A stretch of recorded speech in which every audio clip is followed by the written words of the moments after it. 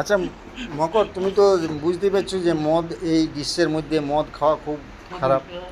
তো আমাদের যে ধারণা বা গোপন সূত্রে যা খবর, যে তুমি কিন্তু সময় সময় মদ খাও, নেশা করো, এবং রাত্রিবেলায় ডিউটি শেষ করে যাই নেশা করো। এইবারে তারপর দেখা যাচ্ছে যে প্রচণ্ড গরমে নেশা বেশি হয়ে যাচ্ছে, তাদের শারীরিক অসুবিধা হচ্ছে। যে এই ব্যাপারে তোমার কি মতামত? মানে তুমি কি এইভাবেই জীবন কাটাতে চাও, না তোমার সুন্দর পরিবেশ আছে?